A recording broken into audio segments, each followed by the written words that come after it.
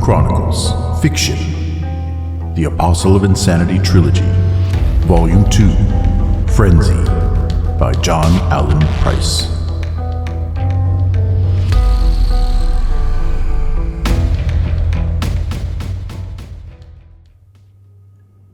Chapter 9. "This looks like the spot," said Alvarez, swinging the cutlass back over a stretch of the Diana Majoris River. She matched its contour with an enlargement of a topographical map on one of her CRT screens. "What does the depth look like?" "Less than a meter right below us," Taylor answered, trying to interpret the readings from the radar altimeter. "And this section looks as firm as any other area of the riverbed." "Okay, we'll do it. I prefer getting closer to one of the sides rather than in the middle. Raise the gun barrels and retract all the sensors and antenna you can. Extending landing skids." The fuselage-mounted skids extended from their streamlined pod and dropped to their maximum travel limits. Alvarez easily brought the helicopter to a stop and maneuvered it slowly until she was comfortable with its position over the river. She eased off the throttles and kept it from drifting as it settled toward the muddy gray waters. Spray generated by the rotor wash heavily coated both canopies until Alvarez and Taylor activated their wiper blades. The landing skids slipped into the water easily, encountering no resistance until they entered the first layer of soft mud. It rapidly grew firmer, and then Alvarez felt the riverbed could take the weight of her aircraft. She cut both engines. Though it would take time for the main rotor to finish windmilling, the sheets of spray quickly ended, and the stream flow soon returned to its eddying, turbid state. Julia, this is Lynn," Sutter informed, finally hitting the transmit switch on her intercom headset. "Are you shutting everything down?" "No, our auxiliary power turbine is still on," said Alvarez. "And so's our passive surveillance systems. If anyone comes our way, we should have just enough warning to lift off and meet them." "You think we should send out a report on what's happening at the base? As Hunter said, we didn't expect to find it under attack. Our superiors must be wondering what's going on." "They can just wait to find out, like the rest of us." "Really, Lynn, that's an idea I would have expected from your partner, not you." "All right, everyone hold," Hunter ordered when he noticed Diane freeze ahead of him and signal. "It looks like our point man found something." After the squad had moved out of the clearing, they did not have to go back to hacking through much jungle before they found a well-traveled path. Cleared by personnel from the base, debris on the trail indicated it was probably used by scientists and other civilians. Not until now had the squad come across even a hint of military equipment. "It's an automated laser tripwire," said Parker, indicating the two small devices mounted across the path from each other. "These goggles just barely picked up the beam. We have to get some better ones." "Save it for the debrief," said Hunter, the only other member of the squad to have joined her. "You think they got motion scanners in the area too?" "If this base is following standard Bauhaus security practices, then they'll have them a little further down the trail. Motion scanners use a lot of power, so they wouldn't be activated until one of these trips is set up. If we avoid triggering this, we won't have to worry about them later." "What about microphones?" "Not in a jungle, Captain," Parker advised. "Animal noises make them virtually useless." "That's it," said Hunter, rising out of a crouch and scanning around him, involuntarily sweeping with his M50 assault rifle. The action also caused Parker to rise and sweep with her improved M89. "That's not what we're hearing." Well, the sounds of battle we're heading into scared him off. Those ended almost 10 minutes ago. Since then, we've heard nothing. Hunter lowered his rifle and continued to scan. All around his unit, an otherworldly silence prevailed. Not a bug, not a bird, not a monkey, anything. They've been scared off all right. It's as if we're the only things left alive in this place. Captain, what's going on? Asked Halston, moving close enough so his whisper could be heard. What did you find? A laser tripwire. If we can avoid setting it off, we'll be able to penetrate fairly deep into the base perimeter. Yes, sir.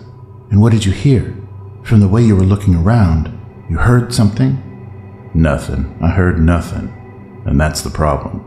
Hunter motioned for the rest of the squad to join him and made sure they all saw where the laser tripwire was located. Ted, load a belt into your M606 now. I want you and Redfield with me. Jake, you join Diane on point. Leo, I want you and Harris behind me. Rogers, you, Wendy, and Bamble will stay in the rear. Sure thing, Captain, said Venetti, unslinging his own Car-24 submachine gun, and not only clicking its safety off, but also loading a grenade into its integral launcher. God, how I hate fighting in the jungle. This time, I'm inclined to agree with you. I want everyone to arm all your weapons, sidearms included. You too, Bamble. Don't blow off your toes with that bolter. We got another 2 kilometers before we reach the base itself. Avoiding the laser trip, the squad moved down the trail as Hunter ordered. This time, everyone except Bamble and Wendy carried their main weapons unslung and cautiously swept the surrounding terrain. No one spoke, which only added to the eeriness. And occasionally, the sky could be seen through the breaks in the canopy. As the squad drew closer to the base, clouds of dark smoke filled the breaks, and the smells of burning drifted through the jungle. Minutes after the first whiff, they thoroughly penetrated the area. And with them came the first sounds beyond the clink of belted ammunition and the shuffle of boots on the soft ground, the muted crackling of multiple fires. It feels like we're marching into a funeral pyre, Halston finally whispered. It does, said Hunter, for the first time wishing he had something more powerful in his hands than an assault rifle. Wait, Diane's found something again. Once again, Hunter moved forward while the rest of his squad halted and attempted to blend in with the cover. This time, Parker and Shacker knelt beside an object just off the trail.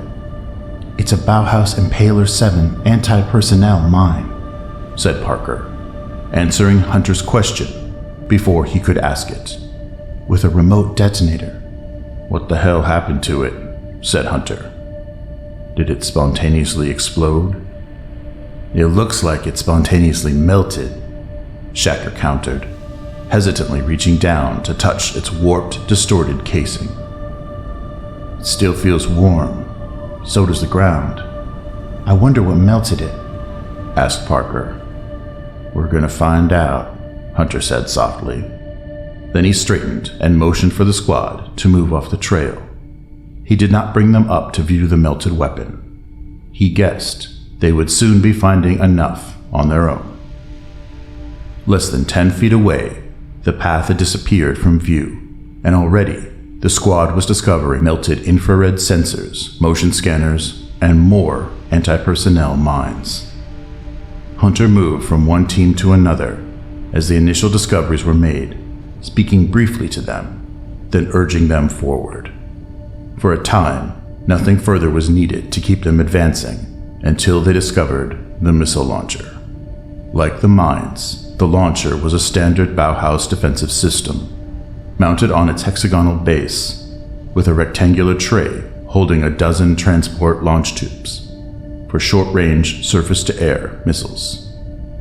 Or at least it should have been there. Both the tray and the targeting radar associated with it were obliterated. Their support arms bent and melted. The base took some of the force of what had been a direct hit and was blown open. The entire structure still smoldered, and some of its electronics were still shorting. "This is Kevlar armor plate," Bamble whispered, touching one of the base's hexagonal sides. "Whatever this was hit with melted right through it." "Maybe it'd be advisable to retreat," said Rogers, though his voice was quiet. His suggestion cut through the silence like an explosion. "We got a job to do, mister," said Hunter, looking at his subordinate officer as if he had been betrayed. "We either find Lorraine Colvin and rescue her, or we report back she's dead. Now let's move it, Ted. You have the point. Jake, you and Diane cover us." Now the squad was within a few hundred yards of the base. They crept the rest of their way forward as silently as they could. To communicate, they snapped their fingers and gave hand signals. Closer they moved, and the more pervasive the sounds of burning grew. The smoke they had at first only smelled was now thick enough to be seen drifting through the foliage. Finally, at less than a dozen feet from the clearing's edge, the squad caught sight of the base. What was left of it. Though their view was still limited, not a single building appeared to be undamaged, and not a single vehicle or aircraft was left intact. Beyond the fires, no other movement could be seen, though there were plenty of bodies. After letting his men pause for a moment, Hunter snapped his fingers and signaled them to move out. He was the first to step into the multi-acre clearing and swept it with his rifle before taking what cover he could beside a furiously burning T-32 Wolf-Claw tank. He covered Halston and Redfield's appearance, and in turn were covered by Shacker and Parker. They were the last to emerge from the jungle and continually swept what was left of Base Aquila's buildings for any sign of activity. "Captain, we get any closer to this, and we'll cook with it," Redfield warned, raising a hand to shield his face against the heat from the mangled tank. The fires in it were burning so fiercely, its jungle camouflage paint was boiling off it. "I know, but it'll help hide us from infrared sensors," said Hunter. "Rogers, you detecting any electronic activity?"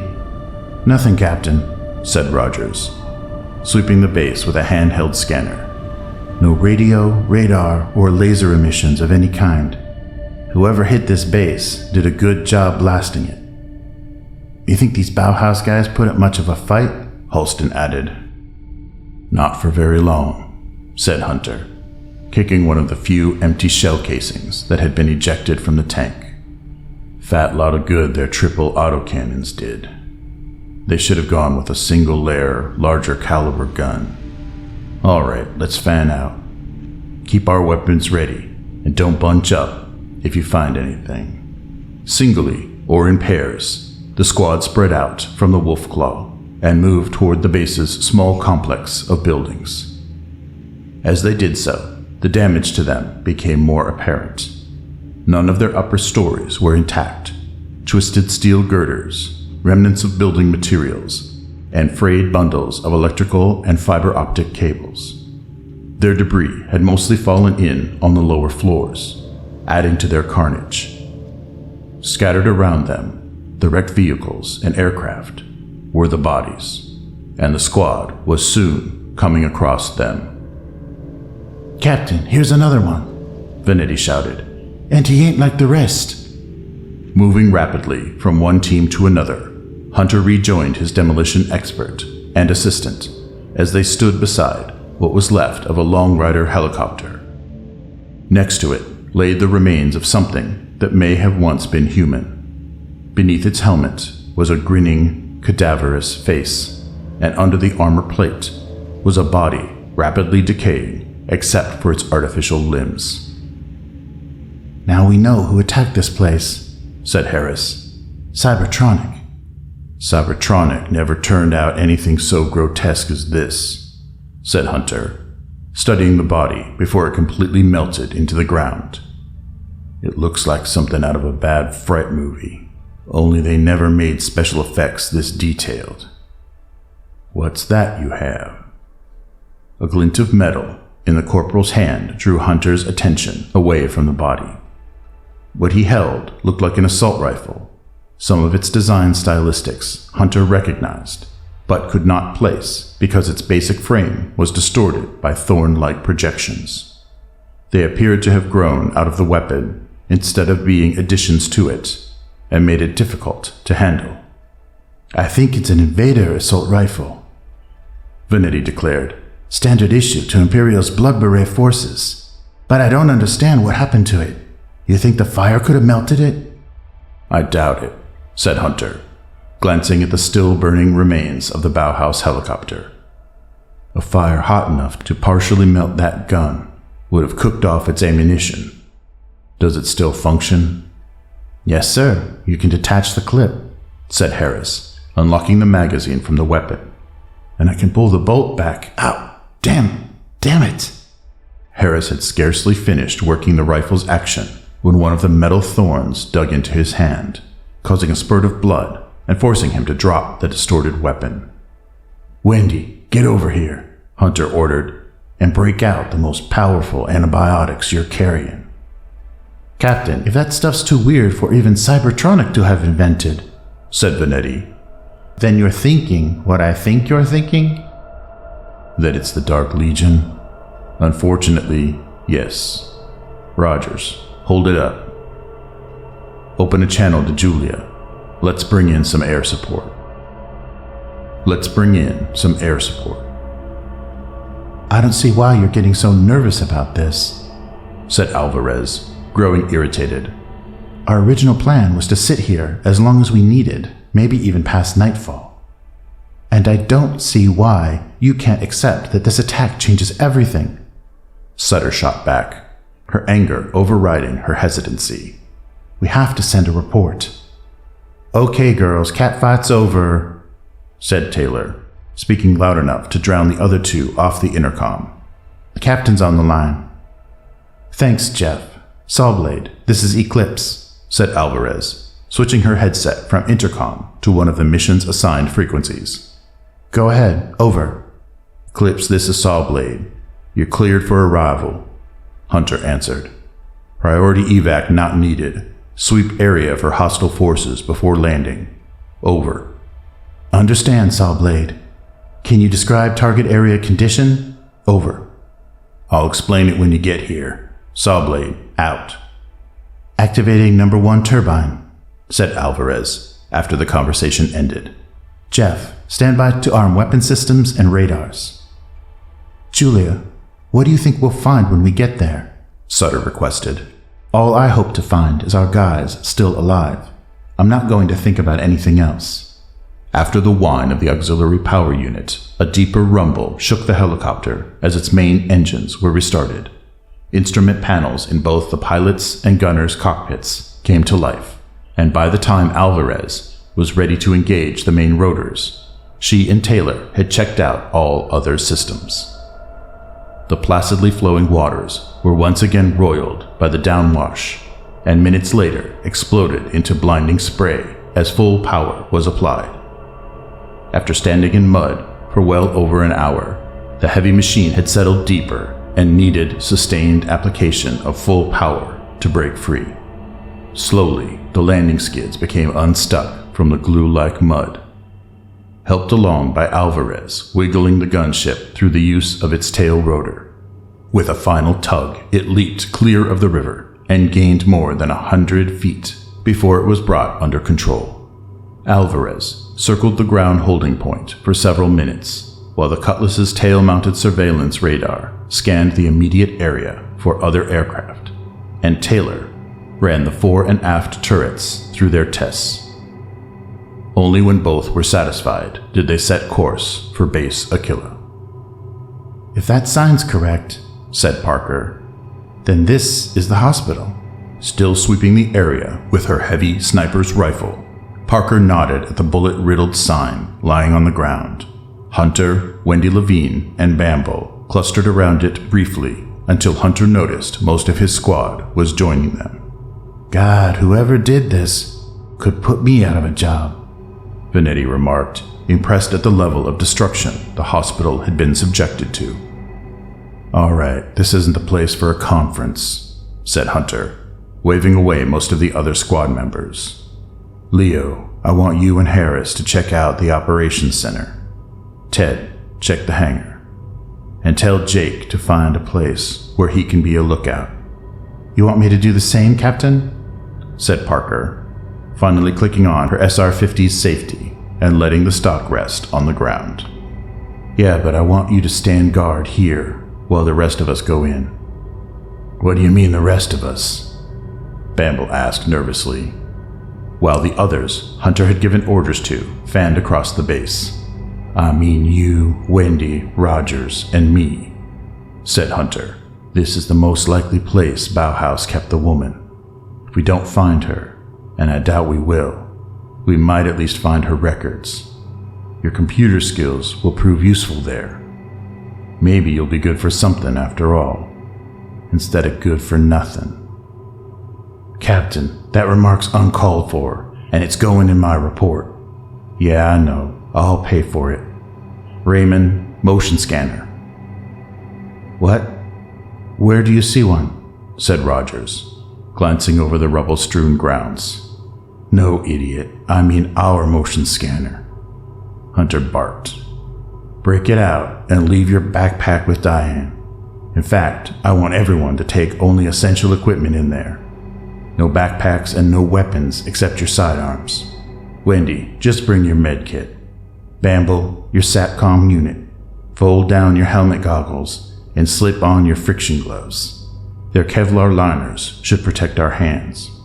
Following his own orders, Hunter left behind his Car-24 SMG rifle, backpack, and even his Harker combat harness in Diane's care. The debris piles in front of the hospital entrance were large, but not insurmountable. Hunter led his team over them and through one door not blocked or crushed.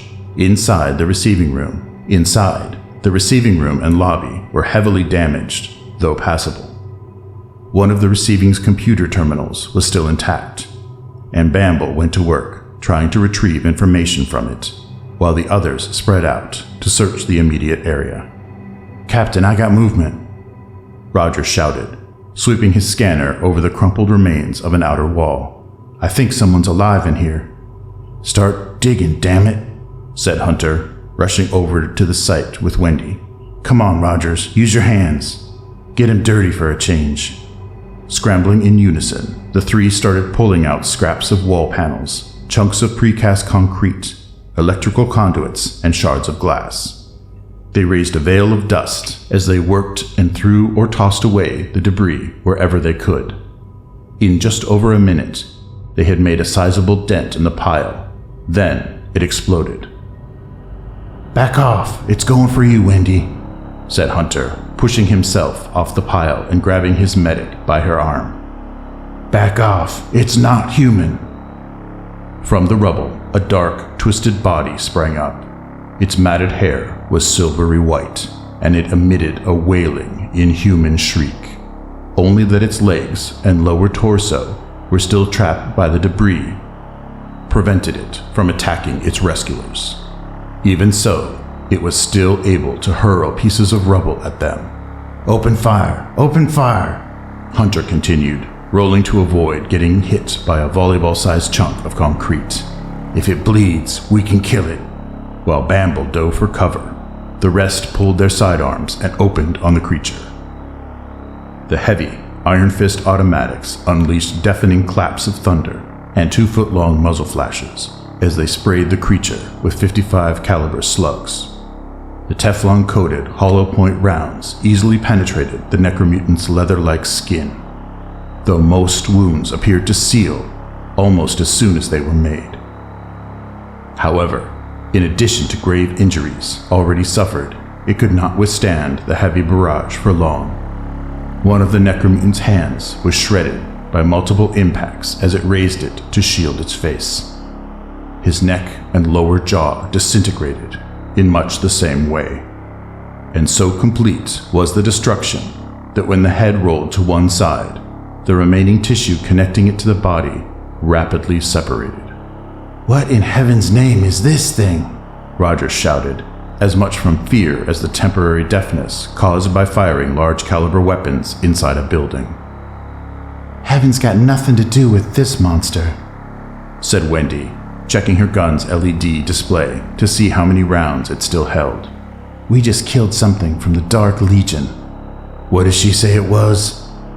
Bamble asked, peering over the counter he had been hiding behind. "Never mind," said Hunter.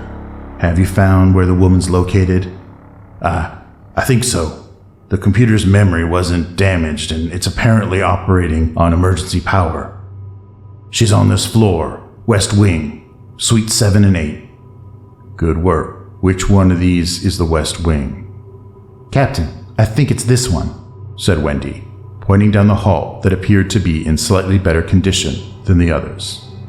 "Hunter, is there anything else you want me to do?" Bamble asked, raising his voice loud enough to be heard by the others. "Yeah, tell the rest of the squad what happened when they come charging in," said Hunter, after the stamp of boots in the hospital's entrance caught his attention. "Then order them back to their assignments. Whatever this was, we killed it." Hunter led Wendy and Rogers out of the lobby just as Parker stumbled into it, carrying his assault rifle instead of her SR-50. They only had to go a dozen yards down the hall to find the rooms that had been used to treat Coven. What they discovered was relatively undamaged compared to the rest of the hospital, free of blood and empty. "This was obviously where they had her," said Wendy, approaching the lone bed in the two suites. She quickly examined the intravenous tree and the medical monitoring equipment scattered around it, as if by a tornado. "And from the look of these drugs, Bauhaus was taking good care of her." "It looks like they were recording everything they were doing," Hunter added, checking a video camera still mounted on a tripod, though its lens had been sheared off. "Raymond, is there anything in those recorders?" "Some audio-visual storage discs," said Rogers. After hitting the eject buttons and finding none of them worked, he resorted to prying open the access doors on the machines and manually pulling out the disk trays. "If you want, I can set up some of these machines and play back what's on them." "No, we don't have time. We'll let intelligence work on them. Take whatever else you think we'll need for evidence, and let's clear this place. I think I hear our air support." Unlike the hospital's lobby, where the few windows had been demolished and filled or covered with rubble, the two suites still had their windows partially intact, and through them came the muted thumping of rotor blades. Making their way back to the entrance and collecting Bamble from the receiving desk, they emerged in time to see the Cutlass finish circling the base. It maneuvered around the pillars of smoke and landed on one of the clear patches of flying field, big enough to accept it. "Good Lord, Mitch, what on earth happened here?" said Alvarez, taking Hunter's signal to kill the engines and pop open her canopy. "I've never seen an attack this devastating." "Exactly," said Hunter, standing next to the helicopter. "This isn't an attack, it's a massacre. We haven't found a single Bauhaus soldier or civilian alive." "Captain, what about the VIP?" asked Sutter, climbing out of the main cabin. "She's gone. Whoever hit the base took her, I think alive." "Dirk, is it true?" "If Hunter says it's so, then it's so," Bamble muttered, staggering out to the aircraft as if in a trance. "We haven't found anyone alive, except for that thing." "Thing? What thing?" asked Sutter. "The thing he killed." Bamble pointed to Hunter as he walked past him, then leaned against the gunship in an effort to remain standing. "You know what happened to it after you blew its head off? It melted, right there before my eyes." "Melted? How could someone melt?" "It just did. Oh God, I'm gonna be sick." Bamble reeled away from the ship and managed to stumble a few feet before dropping to the ground. Sutter and Wendy joined him as he began heaving, while Hunter and Alvarez were joined by someone else. Captain, you better get over here," Halston shouted, stopping within hailing distance of the Cutlass. "We found someone alive." In response, both Hunter and Alvarez came charging around the ship's nose and followed Halston to the hangar he had been ordered to search. Like every other building at Aquila, the hangar was demolished and had largely collapsed. However, it collapsed around the helicopters inside it, and since none were armed and fueled, they had not exploded when hit. Near the front door of the hangar, the more robust Python 100 gunships had withstood the attack well. The metal and composite structure had draped around them like a blanket, which helped hide the two bodies under one from the Dark Legion scavenger search. "I'm afraid she's dead, Captain," said Redfield. "But this guy's alive." The woman, dressed in the uniform of Bauhaus Military Security Corps, still lay face down in a pool of her own blood. Her blonde hair was stained with it, and it covered the uniform of the air cavalry officer Redfield was kneeling beside. "We heard this one moaning and pulled him out from under her," said Halston, pointing first to the air cavalrymen, then to the woman. "She caught most of the burst in her back, while he took only one round into that helmet of his. It's almost as if she were trying to shield him," Alvarez remarked, looking at the scene. "Let's not get romantic, Julia. How badly wounded is he?" "He'll have one hell of a headache when he wakes up," said Redfield. "Other than that, I think he's okay. Diane, get Wendy over here." Hunter turned briefly when he sensed someone else was approaching the hangar and discovered one of his snipers. "If Bungle's only tossing his food, then he can do it by himself." "My God, Mitch, we know this man," said Alvarez, the shock registering clearly in her voice. "Look." She pointed to the side of the Bauhaus gunship that had sheltered the two bodies. On it, in addition to the usual service stenciling, was a painting of a small red airplane with 3 sets of wings. Below it was the legend, "Von Richthofen Elite." "He's got blonde hair, just like Jake said he had," Hunter observed. "I think you may be right. Dave, wipe the blood off that nameplate." "Max Steiner?" said Julia, once Redfield had finished cleaning the flight jacket's metal identity tag. "The Maximilian Steiner? We fought him?" "What gives, Lieutenant?" said Halston, incredulous. "You two know each other?" "He's the best combat pilot in Bauhaus, air cavalry, and he's the one we fought over Roswell." "Considering his stature," said Hunter, "he probably led the attack." "Well, Captain, I say that's the last attack we should let him lead," Halston suggested, pulling the bolt back on his M606. "No, we owe him our lives," Julia shouted, pushing the sergeant off balance, and by the time he recovered, he found her standing between him and Steiner. "If you want him, you'll have to go through me." "Cripes, what is it with this guy, getting women to defend him all the time?" "Enough, Sergeant. Not even your hero would do something like this," Hunter said sharply. "Not even Bob Watts would call this pulling a Watt."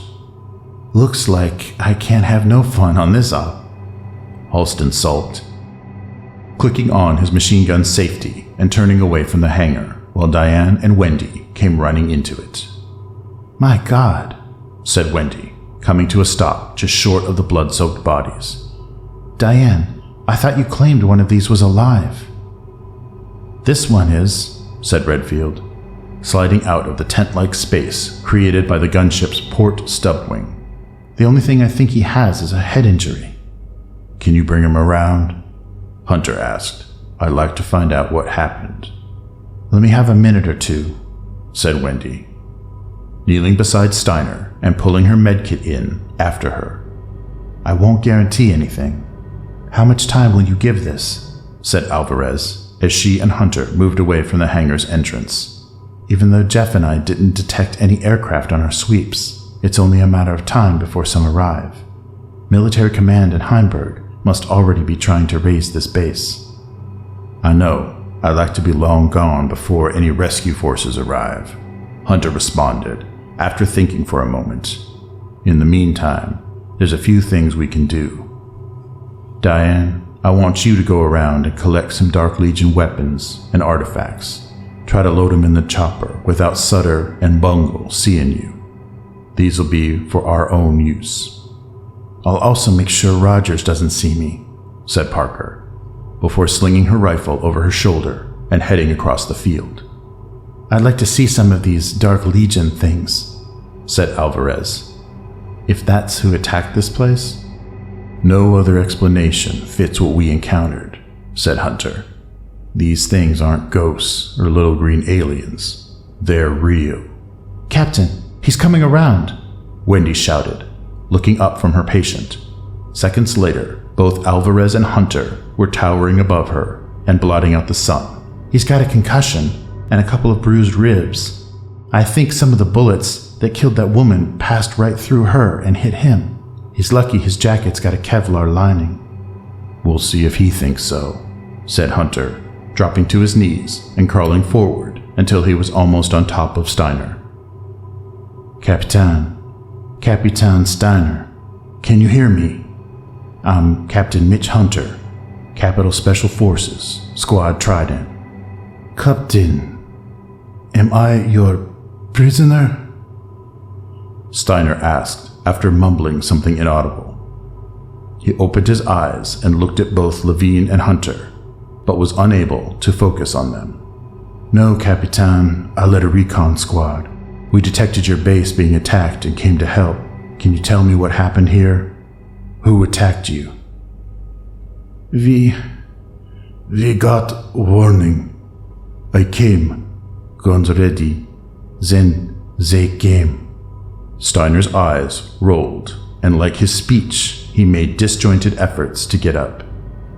So much so that Hunter and Wendy had to hold him down. They came. Demons. Wild creatures. They attacked. Anna. Where? Anna! Tell him, Mitch, Alvarez requested, kneeling just behind Hunter and looking over his shoulder. Please. All right, said Hunter. Capitan Steiner, your Anna is dead. I'm very sorry. Did the demons kill her? Steiner, did they kill her? They came. We were in the hangar, said Steiner, his speech becoming more lucid. For a moment, his tear-filled eyes focused on Hunter. They swarmed everywhere at once, screaming. They never stopped screaming, even as they died. I got some, then Anna. Anna was in front of me. Anna, why? Why? It looks like he never got a chance to reload, Wendy informed. She pointed to the MP-105 handgun laying far under the Python. Most notable about it was the absence of its unique angled clip. Mitch, I'm getting a report from Jeff, Alvarez warned, pulling down her helmet's microphone. He's got aircraft at max range. Time for us to leave. Tell Jeff to warm up the ship, said Hunter, glancing over his shoulder, then turning back to Steiner. Capitan, we have to leave now. Your forces will be arriving soon. We're all sorry for Anna. I promise, if we can, we'll avenge what happened here. Wendy, give him something that'll help him sleep. Anna, please, just one more time, said Steiner, and as Hunter backed off him, he caught sight of her body lying at his feet. His tears flowed freely, and his body convulsed with deep sobs. No, just once more. I wanted to kiss. This'll only knock him out. He'll think we were part of a dream, said Wendy, pulling the auto-injector from his arm. It'll take effect in a few minutes. Then there's just enough time, Alvarez remarked, helping Wendy out from under the stub wing. Then peeling off her helmet, she crawled inside and kissed Steiner on the lips. One last time, my love. Remember me as I was. Come on, let's move it, Hunter shouted, standing in front of the Cutlass. This cab's got a fast meter. Julia, what's keeping you? Something I had to do, said Alvarez, trying to slip her helmet back on as she ran. If Jeff has her ready, we'll dust off in 2 minutes. Climbing back into the gunship's second cockpit, she found all its systems checked and main engines idling. The moment she engaged the rotors, they began turning, a final signal to the squad members to board the aircraft. With the downwash swirling the pillars of smoke, the helicopter lifted off the field and climbed through the pall, setting course for the capital frontier. It dove back to the treetop height and would hug the jungle canopy in an effort to avoid detection by the approaching Bauhaus craft. Not until it crossed the frontier and was closing on one of the forward bases designated to receive it would the gunship climb and establish radio contact for the first time in the entire operation. Mutant Chronicles Fiction, The Apostle of Insanity Trilogy, Volume 2, Frenzy, by John Allen Price. Chapter 9. End.